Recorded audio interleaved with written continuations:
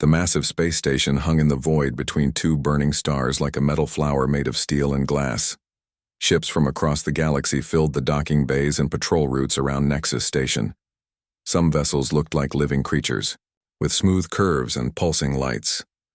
Others appeared to be made of pure crystal that bent starlight into rainbow patterns.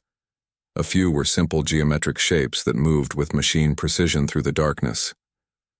Among all these alien ships, one stood out for all the wrong reasons. The UES Vengeance looked like it had been built in a scrapyard and then dragged through several wars. Its hull was thick and ugly, covered in dents and patches where armor plating had been welded over battle damage. External weapon mounts stuck out from its sides like the spines of some ancient beast, where other ships glided through space with grace. The Vengeance moved with the slow determination of something that refused to die. Admiral Jake Morrison stood on the bridge of his ship and watched the alien vessels through the main view screen. His weathered face showed no emotion as he studied their movements. Behind him, his crew worked at their stations with quiet efficiency. These were veteran spacers who had seen enough combat to know that pretty ships often died just as easily as ugly ones. "Sir, we're receiving another transmission from the Zephyrian fleet," said Lieutenant Ryan Clark from the communications station. His young face showed barely controlled anger as he listened to his earpiece. "Captain Brooks is asking why we're taking so long to dock. She says our ship looks like it might fall apart if we move too fast." Morrison almost smiled at that. Let the aliens think what they wanted. The Vengeance had been designed to look exactly like what they expected from humans. Crude, slow, and primitive. It was an image that served them well. "Tell Captain Brooks we'll dock when we're ready," Morrison replied, "and remind her that we're here as invited guests, not as her entertainment." Down in the engine room, Dr. Kate Sullivan wiped grease from her hands and checked her instruments one more time. The fusion reactors hummed with steady power, their readings exactly where they should be. To any alien scanner, they would appear to be simple and outdated technology. The energy signatures were carefully masked to hide what really powered the Vengeance. Years of human engineering had gone into making their most advanced systems look like antiques. "How are we looking, Kate?" asked Commander Alex Turner as he entered the engine bay. The tactical officer had been Morrison's right hand for over a decade, and he knew when something was bothering the Admiral. "Everything's running perfectly," Kate said. "The masking systems are holding steady. If anyone scans us, they'll see exactly what we want them to see. A big, slow, heavily armored ship with basic weapons and outdated engines." Turner nodded. "Good. The Admiral thinks we might need every advantage we can get. These Void Raiders sound like trouble." The diplomatic meeting had been called because something was attacking trade routes across the galaxy.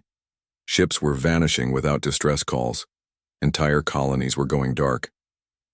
The few survivors who escaped told stories of vessels that seemed to be made of living shadow, immune to most weapons and able to adapt to any defense. The major alien powers had decided to form a coalition. The crystalline Zephyrians brought their energy manipulation technology. The insectoid hive offered their bioadaptive ships. The machine intelligence known as the Nexari contributed their quantum calculation abilities. And humanity had been invited almost as an afterthought, their inclusion more about political correctness than military necessity. Captain Lisa Brooks of the Zephyrian Navy made no secret of her opinions about human participation. Her ship, the Crystal Star, was a work of art that could bend light itself into weapons. She had 300 victories to her name and commanded respect throughout the galaxy.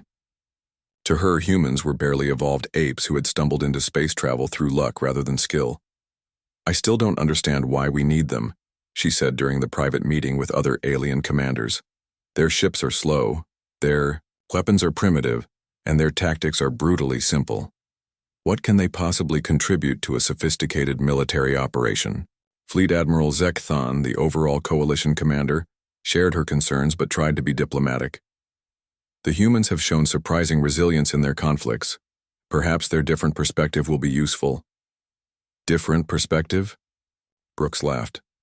"Their perspective is to build bigger guns and thicker armor. It's the thinking of children playing with toys." Unknown to the alien commanders, every word of their conversation was being recorded by human intelligence systems.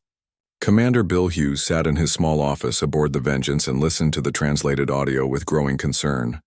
Not because of the insults, which were expected, but because of what the aliens weren't saying. The briefings about the Void Raiders were incomplete. The attack patterns didn't make sense if the enemy was simply trying to destroy or conquer. Something else was happening, something the aliens either didn't understand or weren't sharing. Hughes had seen this kind of intelligence gap before, usually right before everything went wrong. He knocked on the door to Morrison's ready room and entered when called. The Admiral was studying star charts, marking the locations of Void Raider attacks with red symbols. The pattern was subtle but clear to anyone who knew how to look.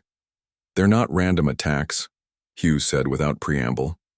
"The Void Raiders are testing defenses, studying how different species fight. Each attack teaches them something new about their enemies." Morrison looked up from his charts. "And our new allies don't see it. They're too confident in their own superiority. They think advanced technology automatically means victory. They can't imagine an enemy that learns and adapts faster than they can innovate." The Admiral stood and walked to his viewport, looking out at the alien fleet. Beautiful ships filled with brilliant minds, all convinced that their way was the only way. They had ruled the galaxy for so long that they had forgotten the most important lesson of warfare.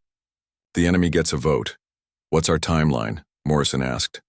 3 days until we move out. The aliens want to hit the Void Raiders in the Crimson Nebula system. It's perfect for their tactics. Lots of space to maneuver.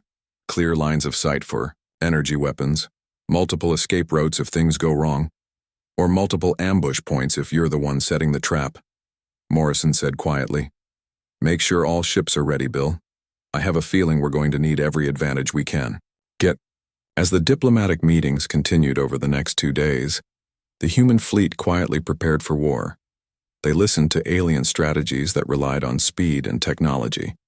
They watched demonstrations of weapons that could slice through matter at the subatomic level. They nodded politely when told their role would be to stay back and provide support. And they waited, patient as always, for the moment when patience would no longer be enough. The Coalition fleet moved through space like a parade of technological marvels. Cypherian ships danced between the stars, their crystal hulls catching and redirecting light into brilliant displays of color. The vessels seemed to flow rather than fly, changing direction without the crude thrust systems that other species required. Energy rippled along their surfaces as weapons charged and discharged in practice patterns that painted the void with rainbow fire. Beside them, the hive bioships pulsed with organic life. These vessels had been grown rather than built, their living hulls breathing in the vacuum of space. Tentacle-like appendages tasted the solar wind while sensory organs the size of buildings tracked every particle of matter within light years. When they moved like living creatures, responding to threats with instinctive speed that no computer could match. The Nexari contribution to the fleet was perhaps the most impressive of all. Their ships were geometric perfection, every angle calculated for maximum efficiency. They moved in formations so precise that they seemed like a single organism made of metal and light. Each vessel was controlled by quantum processors that could calculate millions of tactical possibilities in the time it took organic beings to blink. And trailing behind this magnificent display of galactic technology came the human ships. The U.S. Vengeance led a small formation of vessels that looked like they belonged in a museum rather than a modern fleet. Where alien ships were smooth and elegant, human vessels were angular and brutal. They bristled with weapons that stuck out from their hulls like the quills of some primitive beast. Their movement was steady but unremarkable, lacking the graceful maneuvers of their allies. Fleet Admiral Zekthon watched the human ships from his command vessel and tried to hide his disappointment. The High Council had insisted on including humanity in this operation, but he could not understand why. These creatures had barely achieved faster-than-light travel, and their weapons technology was centuries behind the galactic standard. Their ships looked like they had been assembled by hitting metal with hammers until it took the right shape. "Admiral Morrison," Zekthon said over the communication channel, "your ships will take position in the rear formation. When we engage the enemy, remain at maximum range and provide covering fire. Do not attempt to close with Void Raider vessels. Your armor may be thick, but it will not protect you from their advanced weapons. The response from the human admiral was frustratingly calm. Understood, Admiral. We'll stay in the back and try not to get in your way. Captain Lisa Brooks listened to this exchange from her position near the front of the Zephyrian formation. Her ship, Crystal Star, was one of the fastest vessels in the galaxy. She had personally destroyed over 300 enemy ships in her career, using speed and precision to dance around slower opponents, while her energy weapons carved them apart. I still cannot believe we're bringing these primitives into combat, she said to her tactical officer. Look at those ships, they move like cargo haulers. Their weapons are kinetic projectiles and chemical explosives. They might as well be throwing rocks. Her officer, a young Zephyrian named Veltar, studied the human formation on his display. Perhaps their different approach will surprise the enemy, Captain. Brooks laughed, a sound like crystal chimes in the wind. The only surprise will be how quickly they die. Still, it might provide useful distraction while real warriors handle the actual fighting. Aboard the Vengeance, Lieutenant Ryan Clark monitored the alien communications with growing irritation. The translation systems picked up every casual insult and dismissive comment. He had served on human ships for 8 years, watching his crewmates die to protect colonies and trade routes that barely knew humanity existed. To hear these aliens talk about his people like primitive savages made his hands clench into fists. Sir, he said to Admiral Morrison, the Zephyrians are placing bets on how long we'll last in combat. Captain Brooks just wagered that we'll break formation and run within the first 10 minutes. Morrison's expression did not change. What odds is she giving? 3-1 against us lasting longer than that. Interesting, make a note in the log. I want to remember this conversation later. Down in the weapons bay, Lieutenant Danny Roberts ran final checks on the Vengeance's armament. The massive kinetic cannons were hidden behind armor plating that would retract when needed. Missile tubes lay dormant, waiting for target coordinates. The ship's most powerful weapons remained completely hidden from alien sensors. Their energy, signatures masked by the same technology that made their reactors appear primitive. How are we looking, Roberts? Asked Commander Turner as he made his rounds. All systems green, sir. The aliens think we're carrying projectile weapons and chemical explosives. They have no idea what we're really packing. Roberts patted the side of a missile tube with obvious affection. These babies are going to be a very unpleasant surprise. The fleet spent 3 days traveling to the Crimson Nebula system. During that time, the aliens continued their casual displays of superiority. Zephyrian ships raced each other between asteroids, their crystal hulls leaving trails of light that spelled out victory songs in their ancient language. Hive vessels practiced combat maneuvers, their living hulls flowing into new configurations like liquid metal. Nexari ships ran combat simulations, their perfect formations shifting through tactical patterns too complex for organic minds to follow. The humans, meanwhile, maintained steady formation and ran quiet drills. Their exercises were simple and practical. Damage control, weapons coordination, communication protocols under combat conditions. Nothing fancy, nothing that would impress alien observers. Just the kind of basic preparation that kept crews alive when everything went wrong. Commander Bill Hughes spent his time analyzing intelligence reports about the Void Raiders. The data was fragmentary and confusing. Enemy ships that seemed to absorb weapon fire.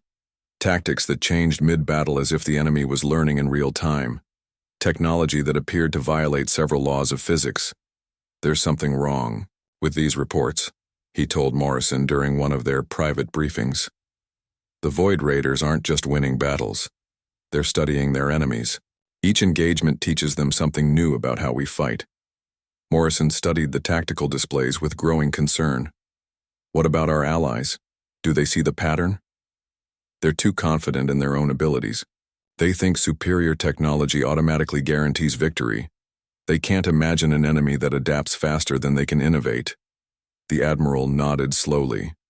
Human military history was full of examples where technological superiority had been overcome by tactical adaptation. The aliens had been the dominant powers in the galaxy for so long that they had forgotten this lesson. On the final day before reaching the nebula, Captain Brooks decided to demonstrate Zephyrian combat capabilities. Her ship accelerated to impossible speeds, weaving between the human vessels while firing harmless light bursts that traced geometric patterns around their hulls. "Observe, humans," she broadcast on open channels. "This is how modern warfare is conducted. Speed, precision, elegance. Your crude weapons could never touch a ship moving like this." The demonstration was indeed impressive. Brooks pushed her vessel through maneuvers that would have torn apart any ship built by human hands. She dove between the Vengeance's weapon mounts, missing them by mere meters while traveling at speeds that made her ship appear as little more than a streak of light. Admiral Morrison watched the display without comment. When it was over, he opened a communication channel to the Zephyrian captain. "Very impressive, Captain Brooks. Your ship handles beautifully." "Thank you, Admiral. Perhaps now you understand the difference between your methods and ours." Morrison's response was quiet and thoughtful. "I understand many things, Captain. I hope you will have the chance to understand them as well." As the fleet prepared for its final approach to the Crimson Nebula, the aliens buzzed with confidence and excitement. They were about to face an enemy that had terrorized the galaxy, and they were certain of victory. Their ships were faster, their weapons more advanced, their tactics more sophisticated. What could possibly go wrong? The Crimson Nebula stretched across space like a wound in reality itself. Red gas clouds twisted and spiraled around dying stars, creating a maze of color and shadow that hid 1,000 secrets. It was here that the Void Raiders had established their forward base, and here that the Coalition fleet would make its stand. Fleet Admiral Zekthon deployed his forces with the confidence of someone who had never known defeat. Zephyrian ships took the lead positions, their crystal hulls refracting the nebula's red light into spectacular displays. The Hive bioships spread out to cover the flanks, their living sensors probing every shadow for signs of enemy movement. Nexari vessels formed precise geometric patterns, their quantum computers calculating optimal firing solutions for every possible enemy position. The human ships were relegated to the rear, just as Zekthon had promised. The UES Vengeance and her escorts maintained formation several thousand kilometers behind the main battle line. To the alien commanders, they looked exactly like what they were supposed to be: slow, primitive vessels carrying crude weapons and frightened crews. "Long-range sensors are detecting enemy movement," reported the Nexari fleet coordinator. "Approximately 200 Void Raider vessels emerging from the nebula's core. Configuration suggests standard attack formation." "Captain," Lisa Brooks felt her pulse quicken with anticipation. Finally, a chance to test her skills against this mysterious enemy. "Crystal Star to all Zephyrian vessels. Prepare for combat maneuvers. Show these shadows what real speed looks like." The Void Raider ships emerged from the red clouds like nightmares given form. They seemed to absorb light rather than reflect it, creating holes in space that hurt to look at directly. Their hulls flowed and shifted as if made of living darkness, and they moved with a silence that was somehow more terrifying than any engine roar. "All ships, engage at will," ordered Zekthon. "Remember, speed and precision are our advantages. Do not let them close to melee range." The Coalition fleet charged forward with magnificent confidence. Zephyrian ships danced through space, their energy weapons painting brilliant lines across the void. Each shot was perfectly aimed, striking Void Raider vessels with devastating precision. The enemy ships shuddered under the impact, their dark hulls rippling like disturbed water. The Hive bioships attacked with organic fury, their living weapons adapting to enemy defenses in real time. Acid projectiles ate through Void Raider armor, while bioelectric discharges overloaded their systems. Several enemy vessels were dragged down by extending tentacles and consumed by the bioship's digestive processes. The Nexari contributed their own form of mathematical destruction. Their weapons fired in perfect synchronization, creating overlapping fields of energy that trapped enemy ships in geometric kill zones. Quantum processors calculated optimal damage patterns and executed them with mechanical precision. For the first hour of battle, everything went according to plan. Void Raider ships died in silent explosions of dark fire. The enemy seemed confused and disorganized, unable to match the Coalition's technological superiority. Captain Brooks personally destroyed 6 enemy vessels, her ship moving too fast for their weapons to track. "This is easier than expected," she reported to the fleet commander. "The enemy appears to be using outdated tactics. Their technology cannot match our capabilities." Admiral Morrison watched the battle from the bridge of the Vengeance. His tactical displays showed the same information as everyone else, but he was looking for different patterns. The way enemy ships moved just before they died, the subtle changes in their formation after each engagement, the data streams that passed between surviving vessels, "Sir," said Commander Bill Hughes quietly. "I'm seeing adaptive behavior in their response patterns. They're learning from every exchange." "I see it too," Morrison replied. "How long before our allies notice?" "At their current engagement rate, probably too late." The first sign of trouble came during the second hour of battle. A group of Zephyrian ships attacked a damaged Void Raider vessel, expecting an easy kill. Instead, their energy weapons were absorbed by the enemy's hull without effect. The Void Raider ship turned with sudden speed and fired a weapon that passed right through Zephyrian shields as if they were not there. 3 crystal ships died in the space of seconds, their hulls cracking apart like broken glass. Captain Brooks stared at her tactical display in shock. "That's impossible. Our shields are tuned to deflect any known energy frequency." More troubling reports came from across the battlefield. Hive bioships found their adaptive weapons countered by enemy defenses that changed faster than biology could respond.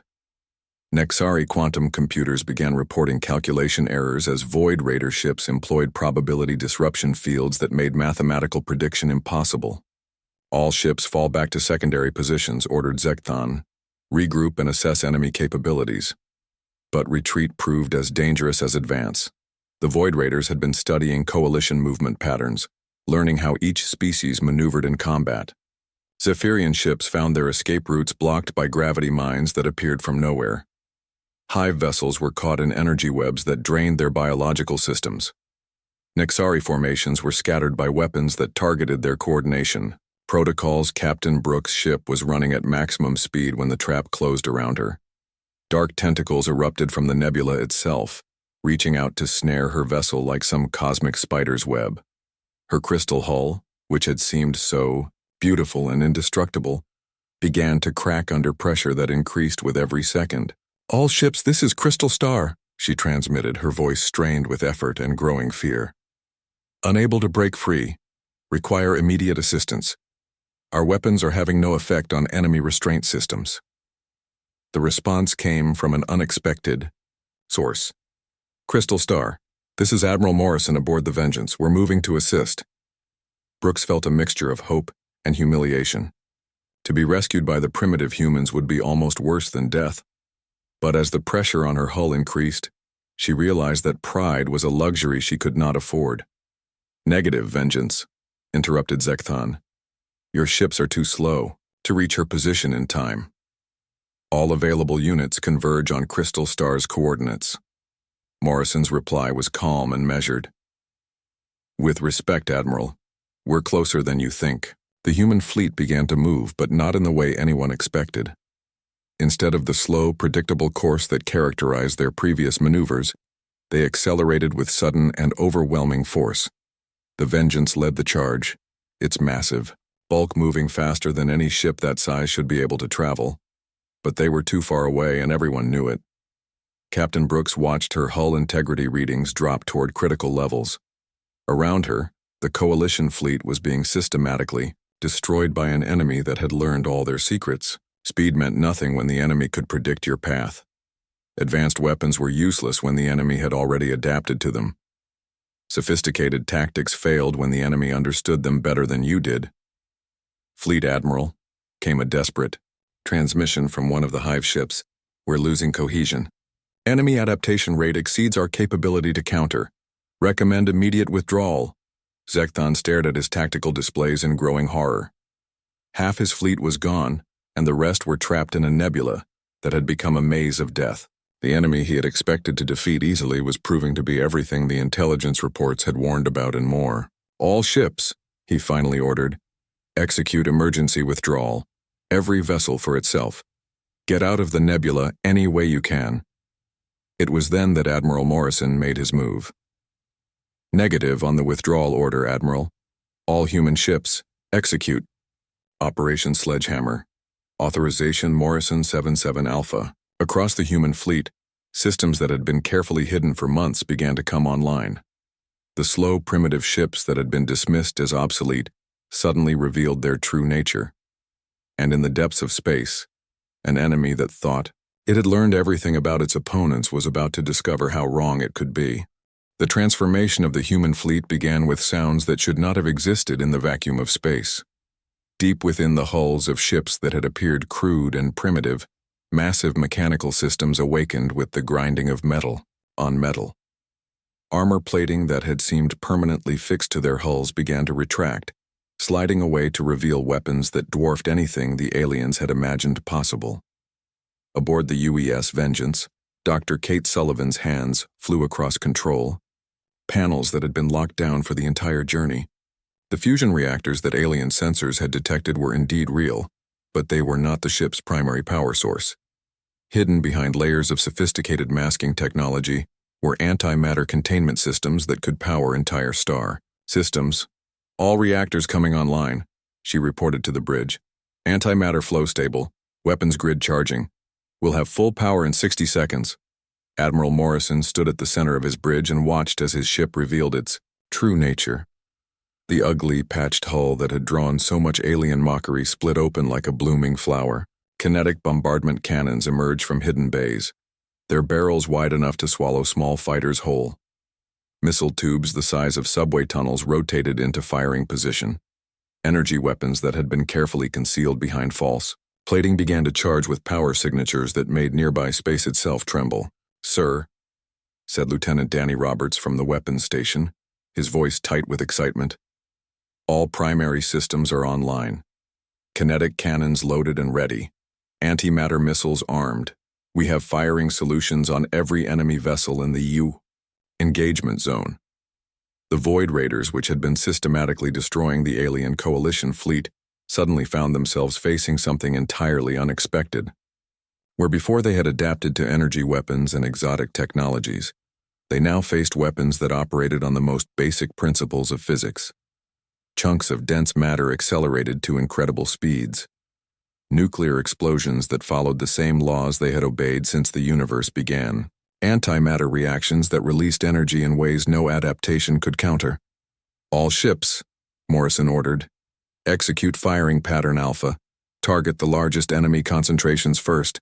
Show them what humans do when we stop being polite." The first salvo from the human fleet lit up the nebula like a newborn star.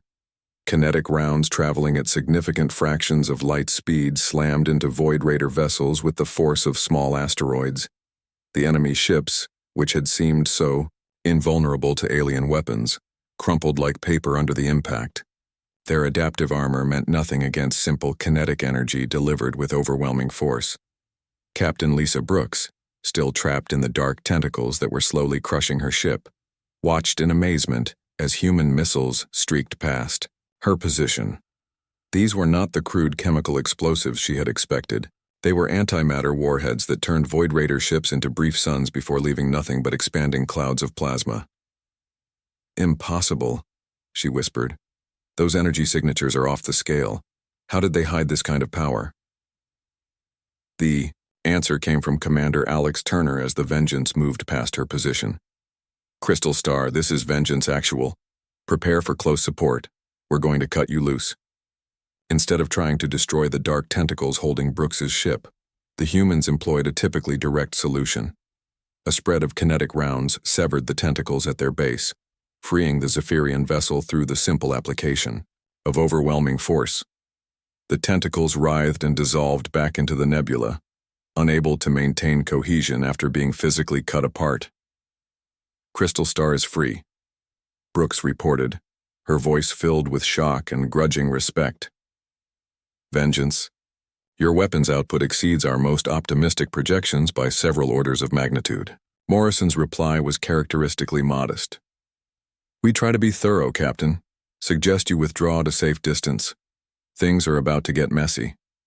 Across the battlefield, The human fleet was demonstrating the effectiveness of their military philosophy, where alien weapons relied on sophisticated technology that could be adapted to or countered.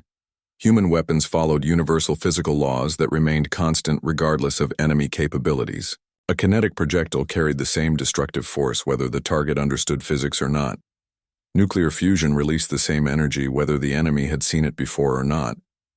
The UES Retribution, commanded by Captain Roy Allen, engaged a group of Void Raider vessels that had been systematically destroying Nexari ships. The enemy had learned to disrupt quantum calculations and redirect energy weapons, but they had no answer for a barrage of antimatter torpedoes that simply deleted everything they touched. Target-rich environment, Allen reported with satisfaction. Multiple enemy vessels engaging at close range. They seem surprised that our weapons actually work. The Void Raiders, for the first time in the engagement, began to show signs of confusion. Their adaptation protocols were designed to counter sophisticated technologies, not brute force applications of basic physics. They tried to absorb kinetic energy the same way they had absorbed alien energy weapons, but momentum could not be redirected or negated. They attempted to disrupt nuclear reactions the way they had disrupted bioadaptive processes, but fusion followed laws older than their species. Fleet Admiral Zekthon watched the human assault from his damaged flagship and felt his understanding of warfare fundamentally change. Those ships, he said to his tactical officer, they were never primitive. They were designed to appear primitive. His officer, a young Zephyrian who had spent his entire career believing in technological superiority, struggled to process what he was seeing. But sir, their weapons are so simple. Kinetic projectiles, nuclear explosives, chemical reactions. How can such crude technology be so effective? Zekthon began to understand what Admiral Morrison had known from the beginning. Because simple, technology is reliable technology. It cannot be adapted to because there is nothing to adapt to. A rock thrown fast enough will kill you regardless of how advanced your defenses are. The human tactical doctrine became clear as the battle progressed. Instead of trying to outmaneuver their enemies the way alien ships did, human vessels advanced in formation, protecting each other with overlapping fields of fire. When Void Raider ships attacked, they found themselves caught in crossfires that left no room for evasion. When they tried to retreat, they discovered that human weapons had ranges that exceeded anything they had previously encountered. Commander Bill Hughes, monitoring the battle from his intelligence station, watched as enemy communication patterns shifted from confidence to confusion to something approaching panic. Sir, we're intercepting Void Raider transmissions. They're requesting instructions for countering kinetic weapons. Their command structure doesn't seem to have protocols for this type of engagement. Morrison nodded grimly. That's because they've been fighting civilized enemies. Enemies who played by rules and used sophisticated weapons that could be studied and countered. They've never faced anyone crazy enough to just hit them with big rocks moving really fast. The tide of battle had completely reversed. Void Raider ships that had seemed invincible minutes before were being systematically destroyed by weapons that should have been obsolete. Their adaptive technologies, which had made them masters of the galaxy, were useless against human military. Engineering that prioritized reliability over elegance. All human vessels, Morrison broadcast to his fleet. Continue engagement, fire at will. Show them why humans don't build pretty ships. The response from his captains was immediate and enthusiastic. Years of being dismissed as primitive by alien, allies had created a deep reservoir of resentment that was now being released in the most direct way possible. Human ships poured fire into enemy formations with the methodical efficiency of industrial machinery. They did not dance through space like Zephyrian vessels or flow like hive bioships. They advanced like inexorable forces of nature, dealing death with weapons that could not be countered because they required no countering. They simply worked. The final phase of the battle unfolded with the methodical precision of a machine designed for one purpose. The human fleet advanced through the Crimson Nebula like an unstoppable wall of destruction, their weapons cutting through Void Raider formations with brutal efficiency. Where the alien coalition had relied on speed and sophistication, humanity employed overwhelming firepower and tactical coordination that left no room for enemy adaptation. Admiral Morrison coordinated the assault from the bridge of the Vengeance, his voice calm and measured as he directed the systematic destruction of an enemy that had terrorized the galaxy. Roberts, target the command cluster at grid 77 Alpha. Full spread, antimatter warheads. Pierce, calculate intercept courses for any vessels attempting to retreat. Hughes, monitor enemy communications for surrender attempts. The Void Raider command ships, massive vessels that had coordinated the destruction of the alien fleet, found themselves under assault by weapons they could not understand or counter. Kinetic rounds punched through their adaptive hulls like bullets through paper. Antimatter explosions deleted sections of their ships from existence. Nuclear fire burned away armor that had seemed invulnerable to alien energy weapons. Lieutenant Danny Roberts watched his targeting displays with grim satisfaction as salvo after salvo found their marks. Direct hits on primary targets, sir. Enemy command structure appears to be collapsing. They're losing coordination across their entire fleet. The effectiveness of human weapons was not just in their raw power, but in their simplicity. While Void Raider ships had learned to absorb, redirect, or adapt to every form of exotic energy they had encountered, they had no protocols for dealing with basic kinetic force. A chunk of tungsten accelerated to 90% of light speed, carried the same destructive power whether the target understood physics or worshipped physics as a god. Captain Roy Allen of the UES Retribution pressed his attack against a formation of enemy vessels that had been regrouping near the nebula's edge. His ship's massive railguns fired continuously, sending streams of dense projectiles into enemy formations at speeds that made evasion impossible. This is retribution to all ships. Enemy vessels are attempting to withdraw from the engagement zone. Request permission to pursue and destroy. Morrison's response came without hesitation. Permission granted, Roy. Run them down. Make sure they understand that attacking human allies has consequences. The pursuit was not the graceful chase that alien ships might have conducted. Human vessels did not dance through space or flow around obstacles. They advanced with implacable determination, their engines burning with power that turned space itself into a river of fire. When Void Raider ships tried to hide in the nebula's gas clouds, human sensors found them. When they attempted to use the complex gravitational fields around dying stars for cover, human weapons simply fired through the interference. Captain Lisa Brooks, her crystal ship badly damaged but still functional, watched the human assault with a mixture of awe and horror. She had spent her entire career believing that warfare was an art form requiring grace, precision, and technological sophistication. The humans had just demonstrated that sometimes war was simply about applying enough force to solve the problem, permanently. "Vengeance, this is Crystal Star," she transmitted. "Your tactical approach is unlike anything we have studied. How did you develop such effective countermeasures for adaptive enemy systems?" Admiral Morrison's reply carried a note of bitter humor. "We didn't develop countermeasures, Captain. We just used weapons that don't need countermeasures. When someone builds better armor, you don't build a better sword. You build a bigger hammer." The philosophical implications of human military doctrine were becoming clear to the surviving alien commanders. Fleet Admiral Zekthan, his flagship limping away from the battle zone, watched his tactical displays with the horrified fascination of someone witnessing the overthrow of everything he had believed about modern warfare.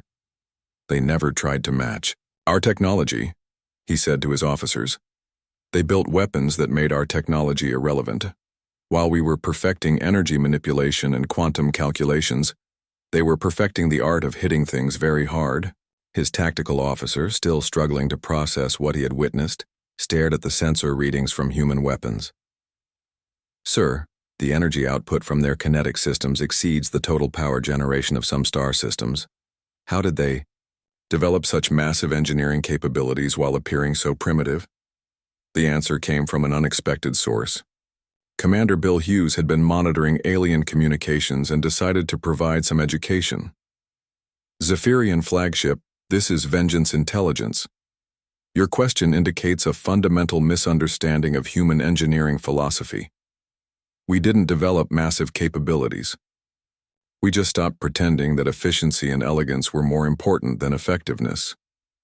Across the battlefield, The systematic destruction of the Void Raider fleet continued with mechanical precision. Human ships worked in coordinated groups, each vessel protecting the others while contributing to overlapping fields of fire that left no safe zones for enemy movement. When Void Raider ships attempted to use their adaptive capabilities, they found themselves adapting to weapons that had no exotic properties to adapt to. The UES Determination, under Captain Linda Walsh, cornered a group of enemy vessels near a collapsed star system. The Void Raiders had hoped to use the extreme gravitational fields as cover, but human weapons simply compensated for the distortion and continued firing. Target practice, Walsh reported with professional satisfaction. Enemy vessels are attempting to hide behind a neutron star, adjusting for gravitational lensing and maintaining fire. Dr. Kate Sullivan, monitoring the battle from her position in the Vengeance's engine bay, marveled at how perfectly their plan had worked. Years of careful engineering had gone into making their ships appear primitive, while hiding capabilities that exceeded anything the galaxy had seen. The fusion reactors that alien sensors detected were real, but they were backup systems. The true power came from antimatter cores that had been shielded so effectively that they appeared to be simple chemical batteries. All power systems operating at optimal efficiency, she reported to the bridge. We can maintain this level of output for another 6 hours if necessary. The masking systems held perfectly. Even now, I don't think the aliens understand what they're looking at. The final act of the battle came when the surviving Void Raider ships attempted a coordinated retreat. Their command vessels had been destroyed, but enough smaller ships remained to pose a threat to future targets. Admiral Morrison was not inclined to let them escape to terrorize other systems. All ships execute pursuit pattern Delta. Run them down and finish this. I want every enemy vessel accounted for.